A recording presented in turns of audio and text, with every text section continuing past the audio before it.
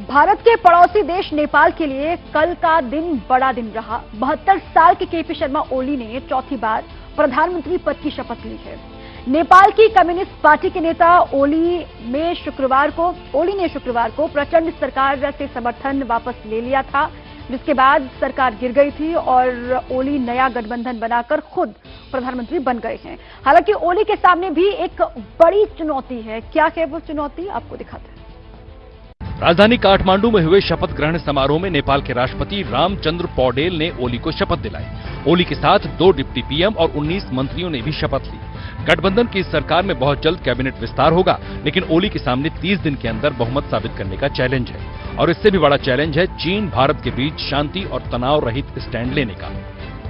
नेपाल के साथ भारत के 5 राज्यों का बॉर्डर लगता है। ये राज्य हैं सिक्किम, पश्चिम बंगाल, बिहार, उत्तर प्रदेश और उत्तराखंड। नेपाल भारत बॉर्डर की कुल लंबाई 1850 किलोमीटर है। नेपाल का भारत सबसे बड़ा कारोबारी साझेदार है और नेपाल में विदेशी निवेश में भारत का हिस्सा करीब 30% है। 2016 में प्रधानमंत्री रहते हुए ओली ने फिक्र बढ़ाई और 20 मार्च 2016 को चीन जाकर ओली ने भारत पर नेपाल की निर्भरता कम करने के लिए कई समझौते किए।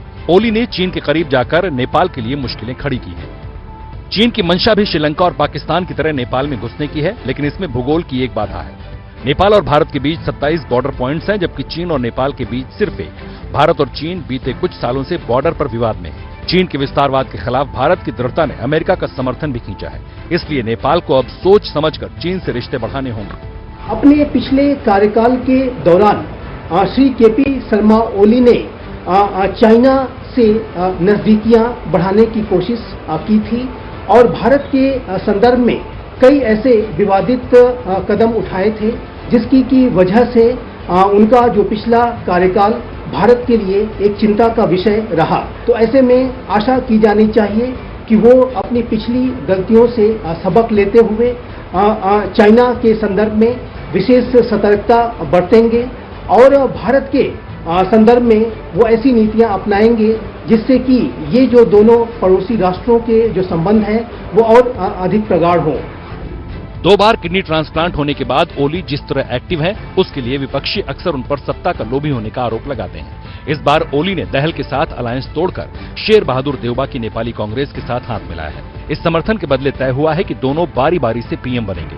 पहले ओली की बारी आई है। ओली ने संस्कृति से ज्यादा विचार को तरजीह दी।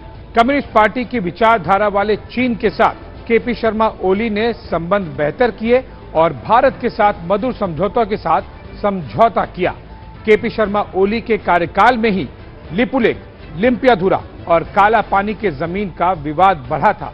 इसलिए अब केपी शर्मा ओली को हिमालयन रीजन में शांति के प्रयास करने होंगे।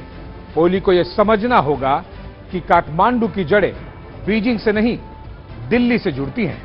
जैसे ही घड़ी का काटा दोपहर 2:30 पे आए, बबीता जी का दिल सास बहू साजिश के लिए मचल जाए।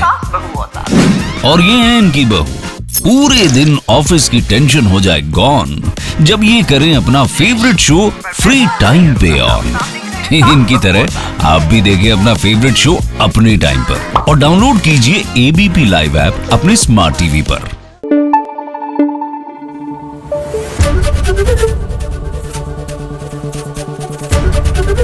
एबीपी न्यूज आपको रखे आगे।